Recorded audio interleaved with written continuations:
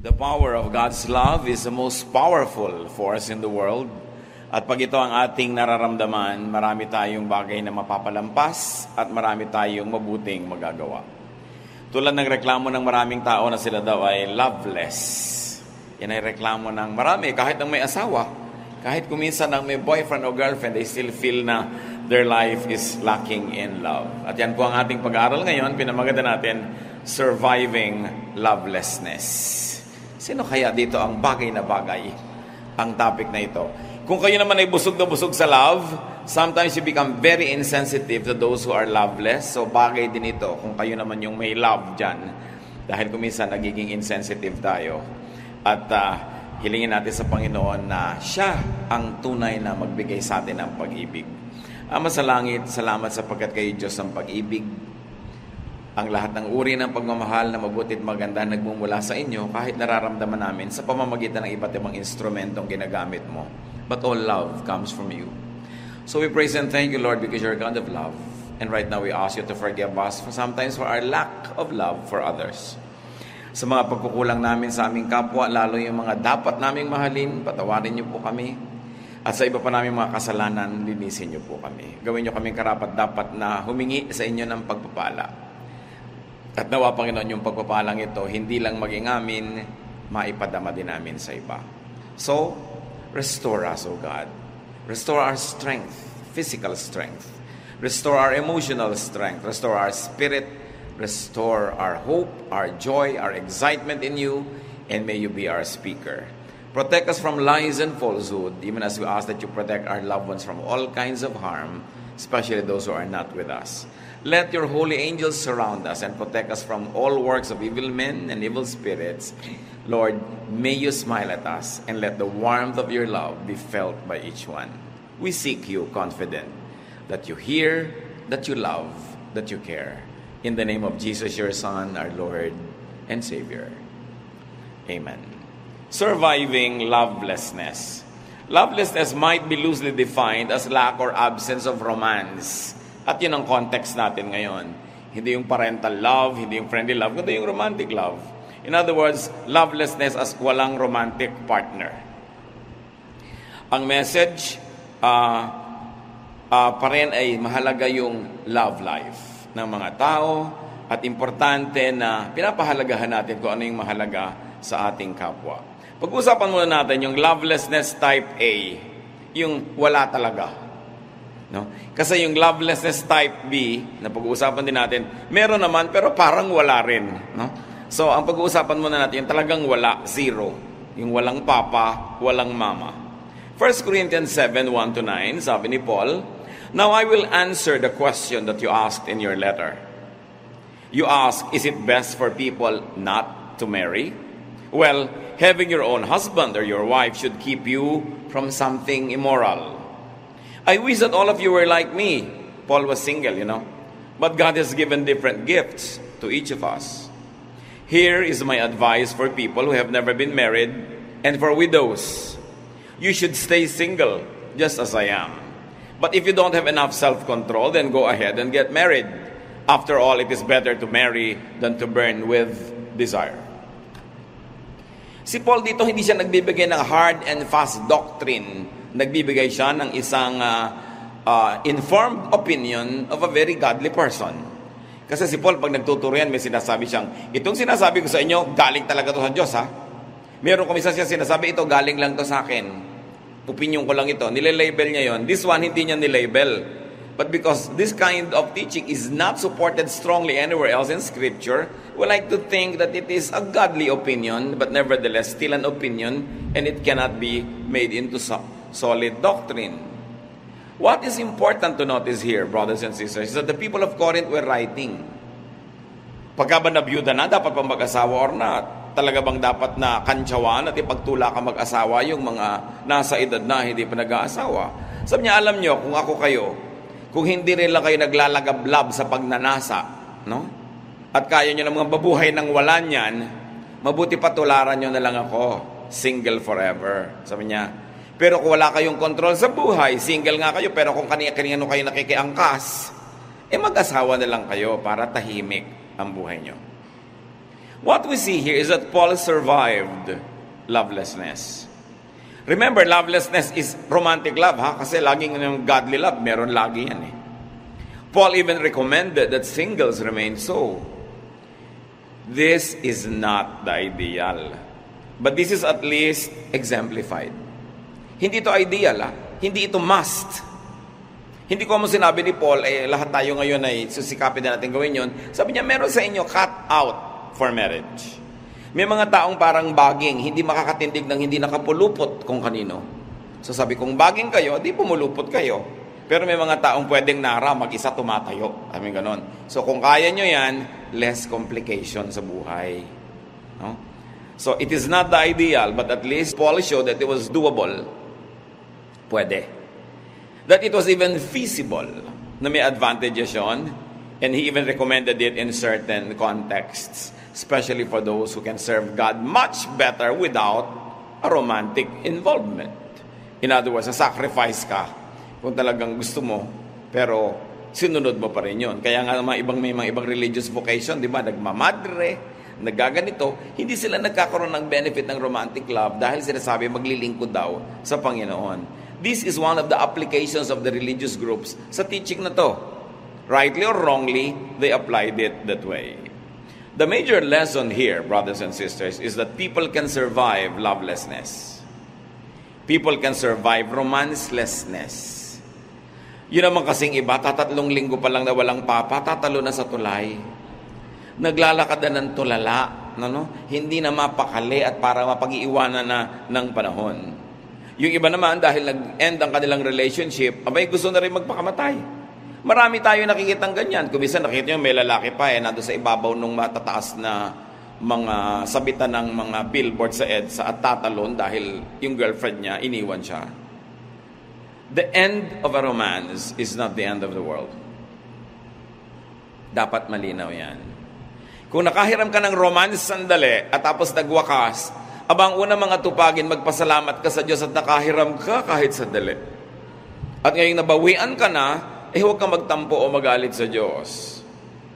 Ang problema ng loveless, hindi ko minamaliit, pero mild.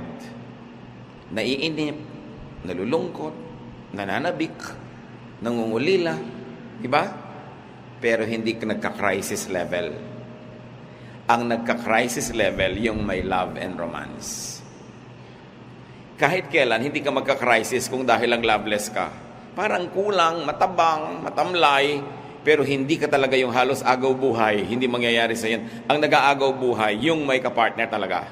Tapos nagkaroon ng biglang rapture, biglang nagkahiwalay, biglang kinaliwa siya, biglang nagkaganon. Yan talaga ang parang natureteng turumpong nagpapaikot-ikot na walang pupuntahan. Pero wala pa naman nagkanda ikot-ikot na gano'n dahil lang naiinip o nalulumbay. Between the two, considering the extremes of the emotions, mas protected nga yung loveless. And remember that absence of romance should not mean absence of life. Huwag dapat laging ituon ang pansin sa ganon. In fact, the absence of people in one's life can make the presence of God more pronounced.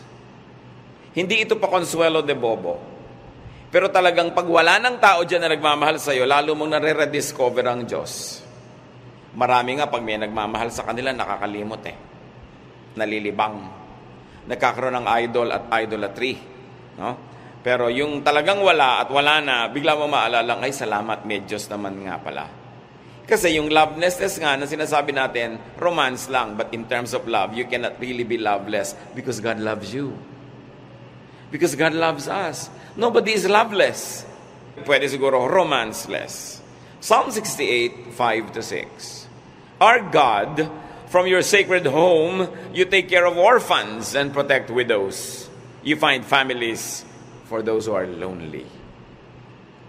Kita nyo ang pagpupuri sa Diyos? Galing sa iyong banal na tahanan, inaalagaan mo ang mga ulila at mga balo. Kasi mga balo, siyempre considered din single, loveless. Sabi ko nun, inihahanap nyo ng angkan ng pamilya yung mga nalulungkot at walang kabilangan o walang masalihan. The teaching here is very, very clear. God helps the loveless, the partnerless, the homeless.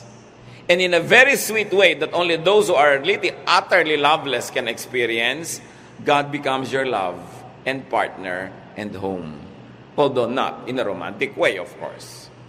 Kaya hindi pwedeng maubusan ng tao ng matatakbuhan. Hindi mo wawakasan ng lahat, hindi ka mawawala ng pag-asa dahil lang nagwakas ang isang romanso, dahil hindi na magsimula kahit kailan, inip ka na. So kung ang Diyos ay matulungin sa mga single, sa mga loveless, so should God's people be. Dapat din ang mga anak ng Diyos matulungin dun sa mga loveless, sa mga single. James 1:27, religion that pleases God the Father must be pure and spotless. You must help needy orphans and the widow. And of course, you must keep yourself unstained from the sins of the world. The verse continues to say. So ano daw ang tunay na relihiyon, dakila, kaakit-akit, kahanga-hanga sa mata ng Diyos, hindi pagmememorya ng verses, bagamat maganda. Hindi attendance sa mga church activities, bagamat useful and beautiful. Kundi paglingap, pagkalinga sa mga loveless. Yung tatakapan mo kahit papano yung malaking kulang sa buhay nila. Pupunan mo yung kulang ng dapat sanay nandun, pero wala. In terms of protection, in terms of provision, in terms of attention. Isang malaking ministry ang mag-minister sa mga singles. Now, the Bible also tells us, the Lord in fact Himself tells us, that some people are cut out for singleness. May mga tao daw na talagang sadya na pang singleness. Matthew 19:11, the Lord says, Jesus told them, only those people who have been given the gift of staying single can accept this teaching. Some people are unable to marry because of birth defects or because of what someone has done to their bodies. Others stay single for the sake of the kingdom of heaven. Anyone who can accept this teaching should do so. Isa ito sa mga pinakamahihiwaga and least discussed teachings ng Panginoon.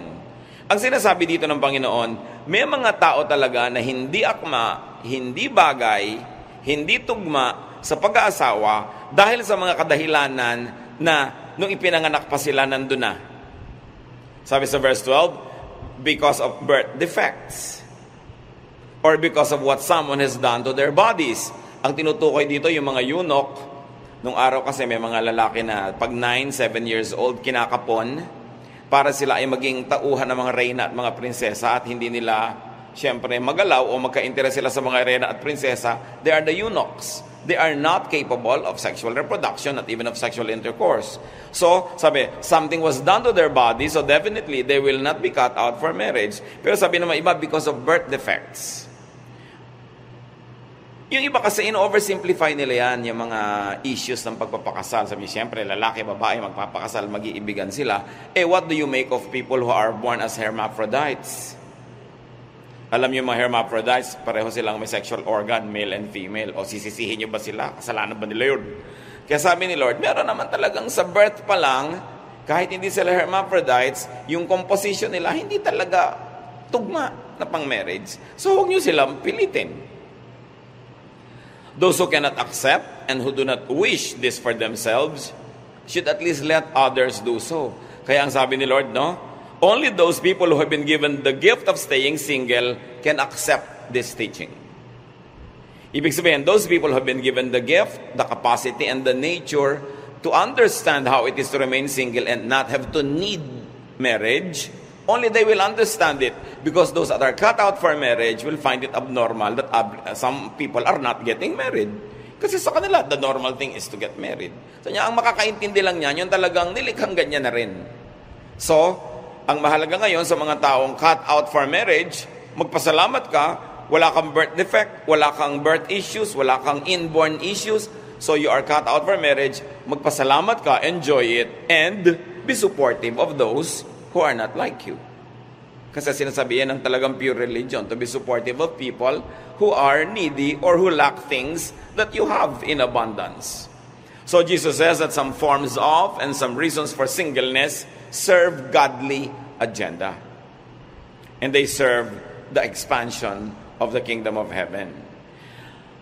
Ang Lord mismo ang nagsalita nito, pero napakakonti na nagtuturo nito, ni bumabanggit. Kasi nahihirapan sila sa topic na ito na medyo unconventional. So as we have said, those who enjoy wedded life and wedded bliss should thank God for that kind of life and remain faithful and kind to those who are not like them. Some lessons we learn here. If some people are indeed cut out for singleness, do not overstrain yourself or others just to have a romantic partner. In other words, don't get married just for the sake of doing so. O ipinanganak ka, hermaphrodite, nalilito ka. Kung sino ba talaga ang attractive sa'yo, huwag mo nang dagdagan yung malilito pa, sarilinin mo na lang yan. Huwag ka na lang muna mag-asawa hanggang hindi ka sure. Ang hirap-hirap naman ng hindi ka sure, pero pinapatunayan mo sa magulang mo, sa lipunan mo, na sure ka, tapos mag-aasawa ka, tapos after 2 or 3 years, magkakagulo din lang at paghahalo ang balat sa tinalupan, may mga nadamay pang tao. Unless you're sure, it's not a good idea to get married. Especially if you're not physically, emotionally, socially, psychologically, or spiritually into it. Pag hindi hiyang, pag hindi likas, hindi ukol. Pag hindi ukol, hindi bubukol, sabi ng matatanda. Huwag pilitin. Do not bind yourself for another person just for appearances. Tulad sa pagpapakasal, o you want to appear moral and pure, nabuntis ka na ngayon, so magpapakasal ka na lang dahil nagkaganon. Diba? Kahit na kung sino na lang yon, na hindi ka naman sure sa kanya. Na-damage ka na. 1, you were impregnated outside of marriage. 2, you have to get married to someone you are not sure about. And 3, you might have to separate from this person. And 4, you will no longer be free enough to marry the one whom you really like when that person comes along. So itutuwid mo ang isang mali na isang pagkakamali, sobra ring nababaluktot. Do not get married just to save face. Lagi may nagtatanong sa akin, Pastor, yung pong anak namin, 3 months na, ipapakasal ba namin? Kung nag-iibigan ba yung dalawa, hindi na sure yung mga yan. Hindi pala sure sila, bakit nyo naman ipapakasal? Kasi nakakaya sa mga kapitbahay. Sabi ko, kahit naman ipakasal nyo yan, pag nanganak yan, magbibilang din siya, 6 months pa lang nanganak na. Machichismis pa rin yan. Diba? Tsaka kahit machismis yan, next week may ibang dalagang buntis na naman doon sa kanto. Sa kanya nalilipat yung camera, mawawala na doon sa anak nyo. So, makakalimutan din siya ng chismis. Pero yung ipapako nyo siya sa isang buhay ng pagdurusa para lang makaiwas ng chismis, parang hindi ako komportable sa ganong mga bagay. Do not get married just to project an image. Meron ng mga lalaki, hindi naman sure kung gusto nga ba nila magpakasal. Tapos, para lang patunayan, magpapakasal. Siyempre, paano ka naman matagal magpapanggap?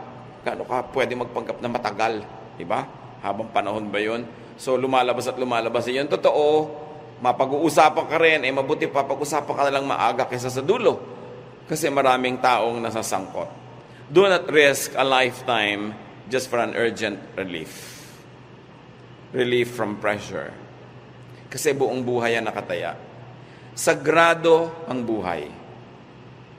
Kahit ang buhay imperfect. Kahit yung taong may-ari ng buhay na yon imperfect. Sacred yung life niya. Hindi mo pwedeng isacrifice yon just for the sake of appearances, just for the sake of tradition or expectation of people around. Because the individual who owns the life has the duty and the privilege to live that life to the fullest. Kaya dapat yung mga pressure na yan, palayain natin ating mga sarili. Kasi hindi pwedeng ganun.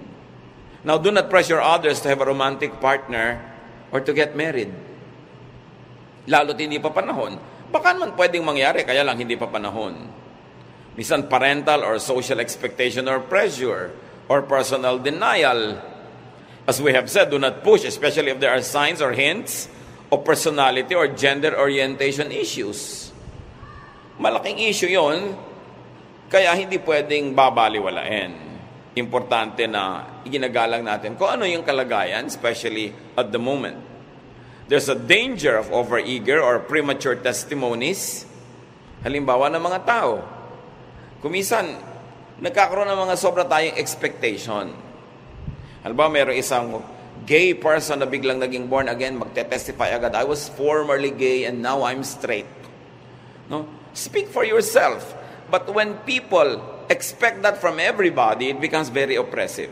Especially if your restoration, if the transformation is a process. And processes usually take long. Sometimes it takes a lifetime. But there are people who give quick and false assurances that it's good for everybody, that is a formula for everybody. It becomes oppressive. An instant reorientation in anything is a very, very big promise to make and to keep. This is oppressive, even to those making the promise. Para rin yung kumisan, pag sikat ka, artista ka, bigla ka na born again, pinagte-testify agad, ikaw nang change life mo.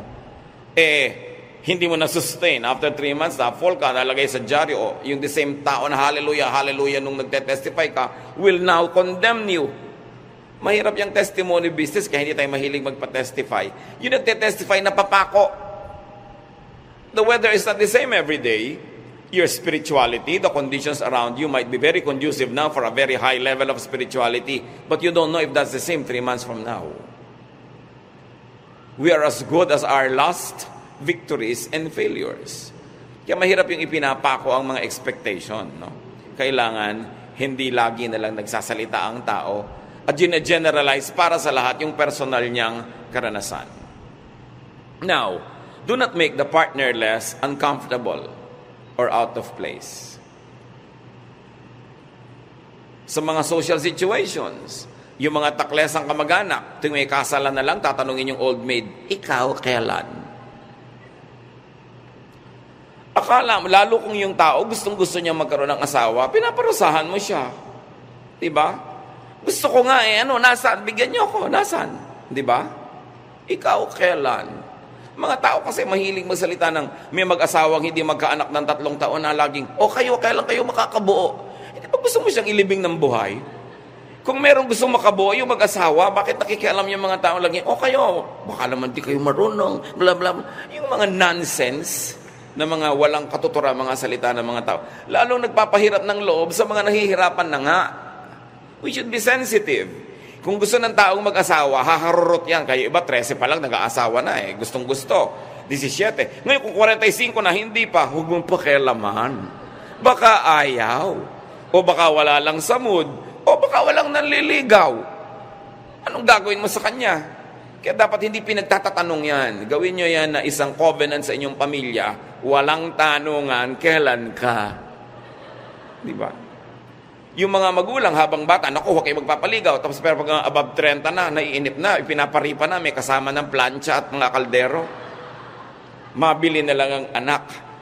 But it is oppressive. Kung gustong-gusto mo, tapos walang mangyari, may nagtatanong pa sa'yo, nadadagdagan yung hirap. At kung ayaw na naman, tuwing may nagtatanong, diring-diri ka sa tanong. Di ba? Ayoko pinapantal ako, ba't yung ba ako pinag-aasawa? Di ba? Bakit nyo ako pinapakialaman? So we should be very sensitive, no? Social situations, mga seating arrangements, meron kang seating arrangement, puro couple, tapos may biglang isang siya lang yung single sa mesa. Parang yung sinabing, you don't belong. Importante sa social mix. Kahit sa mga singles fellowship sa mga churches, the singles fellowship can easily reduce to become just a dating club. Na parang, ang goal mo, mawala ka na sa singles fellowship agad, makakita ka ng matitiklo mo doon sa singles fellowship, mapakasal kayo at malipat na kayo sa couples. Kung ikaw ngayon, isang single person na hindi ka cut out for marriage, sa kasasaling fellowship, kung alam mong puro walang inatupag yung mga tao sa singles fellowship, kung hindi maghanap ng kadate, saan ka ngayon ilalagay? Then people fall in the cracks. Huwag tayong malibang kung 90% of the people in the church are being ministered to according to their reality, according to the truth of their life.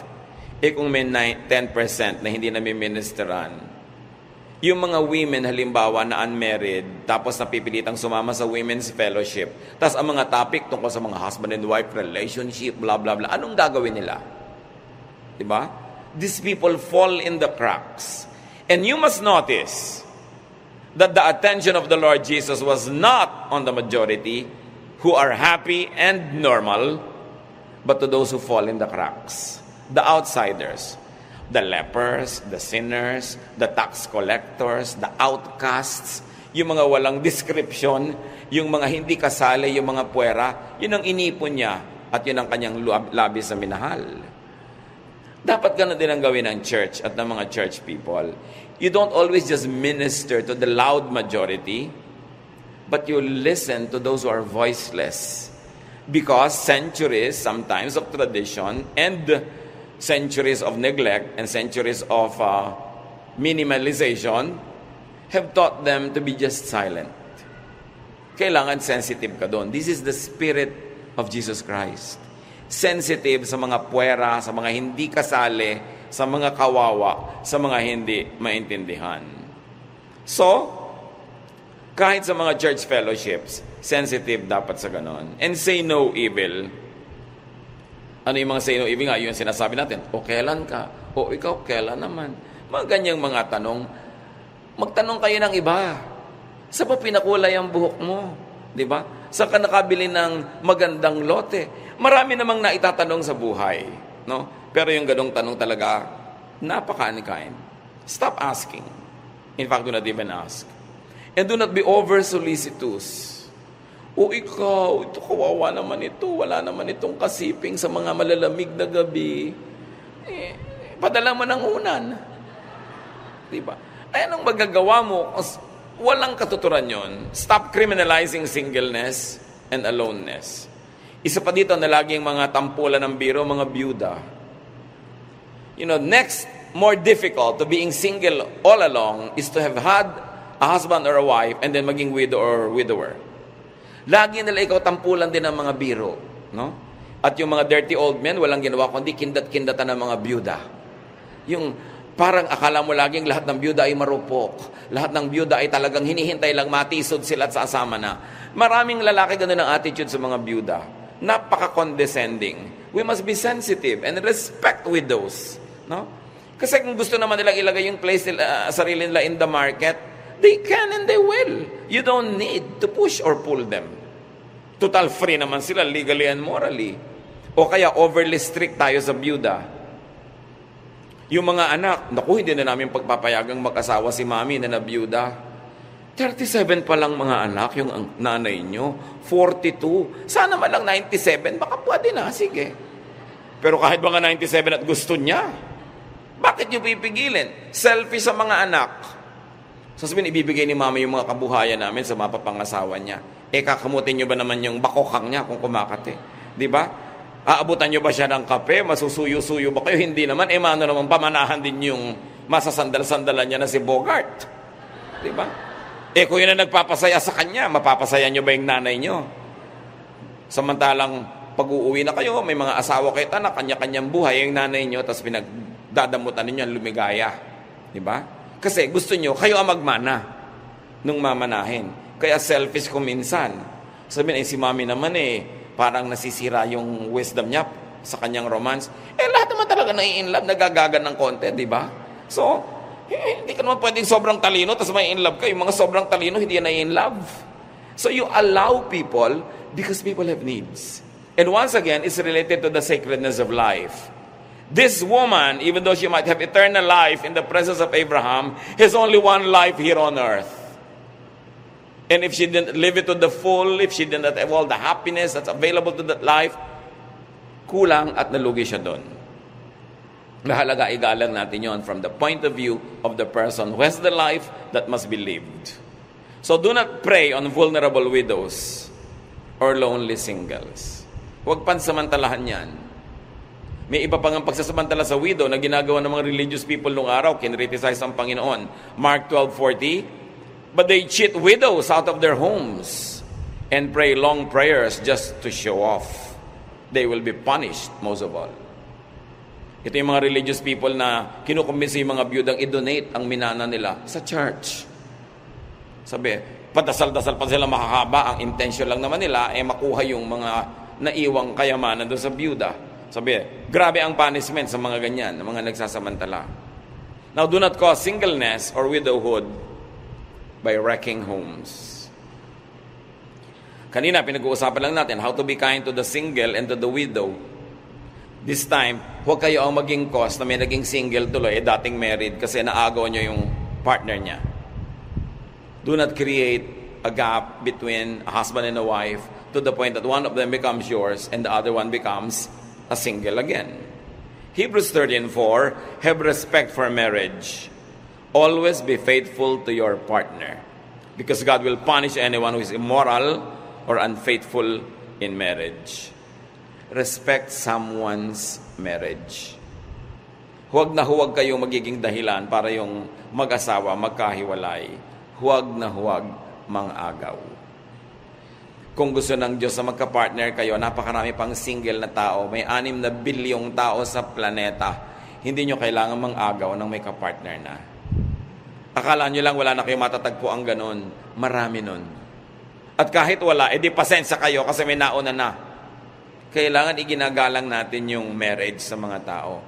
Kahit na yung isa na doon sa married na yun ang lumalapit sa'yo, ipagtulakan mo pabalik sa asawa niya. That's the godly thing to do. Kahit gusto mong kabigin mo ng dibdib, itulak mo pa rin kasi hindi yun ang tama.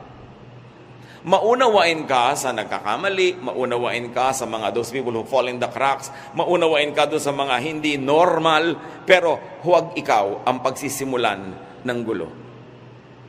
Kailangan strict ka sa sarili mo at ikaw ay maluwag sa ibang tao. Now, yung pinag-uusapan natin type A, yun yung wala talaga. Pag-usapan natin yung lovelessness type B, yung meron pero parang wala. May asawa kayo pero malayo. Type B kayo. Di ba? May asawa ka pero OFW siya, OFW ka. O may asawa ka pero yung asawa mo unable or disabled to be romantic. Ito yung type B. Meron pero para ring wala. 1 Corinthians 7, 1-5. Now I will answer the questions that you ask in your letter. You ask, is it best for people not to marry? Well, having your own husband or wife should keep you from doing something immoral. Husbands and wives should be fair with each other about having sex. A wife belongs to her husband instead of to herself. And a husband belongs to his wife instead of to himself. So don't refuse sex to each other. Unless you agree not to have sex for a little while in order to spend time in prayer, then Satan won't be able to tempt you because of your lack of self-control. The contemporary English version calls a spade a spade. Wala na mga paligoy-ligoy, yun talaga yun. Clear, diretso, naiintindihan tuloy agad. Ang sinasabi niya, babae ka, may duty ka sa asawa mong lalaki, don't refuse. Lalaki, may duty ka sa asawa mong babae, don't refuse. Unless, pinagkasundoan nyo, o magpe-pray tayo ng 1 linggo, ha? So, ang Diyos lang ang pagtutuunan natin ng pansin, mag-aayuno tayo mula sa lahat ng bagay. Pero sabi niya, but come together again quickly, so Satan cannot tempt you. Walang pagod ako. Huwag mong ubusin ang lakas mo maghapon, tapos sasabihin mo, pagod ka. May asawa ka may duty ka na hindi mapagod. Di pa minsan siguro pwede, pero kung lagi ka nalang pagod, aba, hindi mo pinaprioritize. Sabi dito, duty mo yan. Mabuti sana kung ang tingin mo sa kanya ay privilege. Pero kung ayaw mo siyang tingnan ng privilege, at the very least, it is a duty. Yung mga babaeng hindi na pagbigyan mag-shopping o pabili ng refrigerator na bilog, masakit ang ulo ko. Walang sakit-sakit ang ulo, may duty ka. Di ba? Kaya ka nga asawa Sabi mo, tungkulin kayo para hindi maakit pa sa iba at magkaroon pa ng ibang mga tukso sa buhay yung asawa nyo. Serious mo dapat na tinitake yung mga bagay na yan. Hindi lang yan privilege, duty rin. So, survive this form of lovelessness by serving each other's needs. Whenever, however, possible. May mga nagtatanong pa po sa akin, Pastor, maghiwalay po kaming mag-asawa. Ang tagal-tagal ko na pong nasa abroad, pwede ba kami mag-video chat? Sabi ko, aba, ikaw ikakaligayan niyo ba? Mag-asawa naman kayo? Pagbabawalan ko pa ba kayo? Kesa naman maglagablab kayo sa pagnanasa at wala kayong mapagmunto na ng mga init ng inyong mga bulalo? Ano naman? Kasi meron doon nagsasabing, huwag, mag-asawa na nga kayo. Everything is permissible in the marriage bed, for goodness sake. Yung iba kasi pagka-relihiyoso at biblical, mag-asawa na nga, napakarami pa rin tsetche-buretche at bawal. No? Hindi na Diyos ang nagbabawal niyan. All you have to do is look at your anatomy, and God has placed in your anatomy all the right nerve endings in the right places para kayo makiliti. So, sinong gumawa ng katawan nyo? Ang Diyos. Tapos mamalisyahin nyo yun? Basta in the context of marriage, it's acceptable. Kaya masyadong relihiyoso, di ba? Maging spiritual. Look also at the law of nature because God is the author of the law of nature. Do not demonize your desires. Do not demonize your pleasures, especially if it's in the context of marriage. Kailangan ng mga mag-asawa makalaya na sa napakaraming mga gapos na inilalagay ng simbahan. Hindi Diyos ang naglalagay. You must always isolate what God teaches and what the church tradition advocates. So kailangan gumawa kayo ng paraan para magkaroon kayo ng mga hindi naman ipinagbabawal ng Diyos na kasiyahan sa buhay. Survive this form of lovelessness by setting limits to absence or separation, unavailability. O may out-of-town trip si Mister, hanggat maaari, no more than 2 nights. Sa 3rd night, gumaganda na ang chambermaid. Gumaganda na ang receptionist. Sa 4th night, pati magbabalot, gumaganda na. Okay? Although marami namang magbabalot na likas talaga maganda. Pero hindi mo tinatagalan yan. Kaya ang problema nga ng mga OFWs, ganun eh. Paano kaya kami, pastor? Sabi ko, alam mo, para sa akin, hindi ko naman i-impose sa inyo ang aking pananaw. Kahit kayo medyo mahirap, pero magkasama kayo, mabuti na yon. Kaya sa mga luho ang buhay nyo, magkahiwalay naman. Magkasawa ka pa, magkahiwalay din naman. So kung meron kang immediate need, kailangan bayaran, utang, o sige, gawin sandali. Pero meron kayong usapan, hindi tayo matetempt, huwag nating habaan. Kasi dapat ang mag-asawa talaga magkasama. Kaya napakalaki rin ang pagkukulang sa atin ng ating bayan, ng ating gobyerno na hindi tayo mabigyan ng mga provision na ang mag-asawa hindi na kailangan maghiwalay pa. Pero palagay ko, kahit paraisong ekonomiya sa Pilipinas, marami pa rin mag-abroad kasi talaga mahilig mag-adventure ang mga Pinoy. Hindi lang dahil sa pangangailangan, mahilig talaga. So isama nyo, bitbitin nyo ang asawa nyo. Yung iba naman, magkasama na, magtatanong pa sa akin, medyo malaki po ang gastos namin, pauwiin ko kaya sa Pilipinas si Mrs. Kung magtigil ka, magdiyan kayo. At least magkasama kayo. Nag-asawa ka pa. So kayo, mga hindi pa married, huwag nga kayo mag-asawa kung nasa plano nyo naman, hindi rin kayo magsasama. Ba't ano pa? Mahalaga, pinapahalagahan yan. Kaya ka may partner para hindi ka na mag-adultery. So it's doubly wrong to commit adultery when you already have a partner. While it is wrong to do that when you don't have a husband or wife, it becomes doubly wrong. May asawa ka na, wala ka ng excuse. Kaya dapat yung mag-asawa nagkikreate ng teamwork, how you can get the maximum happiness from your partnership. Para hindi na maghanap ng iba. May mga asawa rin naman kasi, daig pa ang madre superiora sa higpit, ang dami-daming arte. Di ba? So yung husband tuloy, napipilitan pa maghanap sa labas. Kasi napakaraming orasyon ni Mrs. Kailangan, syempre, iniisip mo yan, I have a duty. If it is not a privilege, it's a duty. And of course, how do you survive? By relying and depending on God. In all cases. Mas malakas ang presensya ng Diyos sa ating buhay, mas konti ang mga kulang at gaps na kailangang ihanap pa ng pupuno. Psalm 42, 5-6, Why am I discouraged? Why is my heart so sad? I will put my hope in God. I will praise Him again, my Savior and my God. Now I am deeply discouraged, but I will remember you. So sa loveless, sa romanceless, put your hope in God. Remember God. Hindi ito panglibang lang. Meron itong malalim na katotohanan. Pag sinerious mo ang relasyon mo sa Diyos, kumisan nga kahit asawa mo magmumukhang abala pa. Magmumukhang excess baggage. Pag punong-puno ka ng Diyos, gusto mo puro Diyos, kahit anak mo, kahit nanay mo, kahit sino, parang kahit wala sila, pwede. Kasi dapat ganun ang tao. Na pagka maganda yung relasyon mo sa Diyos, bagamat mas dagdag na may mga relasyon ka sa tao, pero dapat hindi ka parang sobrang kulang. Although normal na nararamdaman mong may kulang, kaya nga si Adan binigyan ng kasama sa buhay, kahit pa nga may Diyos. Pero punuin natin ang presensya ng Diyos ang puso natin. Lalong-lalo kung alam nyo na nangungulila ka, nalulungkot, nalulumbay, natatempt, all the more that you should fill your heart with the Spirit of God. So survive lovelessness. Sino man sa inyo ngayon dito ang loveless, huwag kayong mag-inarte. Kaya nyo yan. Huwag nyo sabihin, hindi ko kaya. Kaya mo yan. It's a decision. And you can do all things through Christ who gives you strength. No? Although, mas masarap nga sana kung magkaroon ka ng kapartner kung yun ang gusto mo. Pero habang wala, live life. Lovelessness need not be a big issue or a handicap. No, do not be shortchanged. Hindi naman kung gustong-gusto mo isang tao, halos gumulong ka na sa kalsada, mapansin ka na lang. Igalang mo sa sarili mo kahit may gusto ka, lalo't ayaw ka. Kasi pag gusto mo siya at ayaw ka niya, nandidiri siya sa'yo. Kahit ikalat mo yung sarili mo dyan, lagi kang gumagawa ng paraang dumikit, matapilok, wala, naiinis yun sa'yo pag ayaw ka. Lalong walang ka ng pag-asa. Pag alam mo ng ayaw ka, pinagdidikdikan mo pa yung sarili mo doon. So at least may matira man lang sa yung dangal. Diba? So mga kapatid, kahit gustong-gusto nyo isang tao, pag ayaw sa inyo, magtira naman kayo ng galang sa sarili. Kasi anak tayo ng Diyos. Our body is a temple of the Holy Spirit. Our spirit is one with the Spirit of God.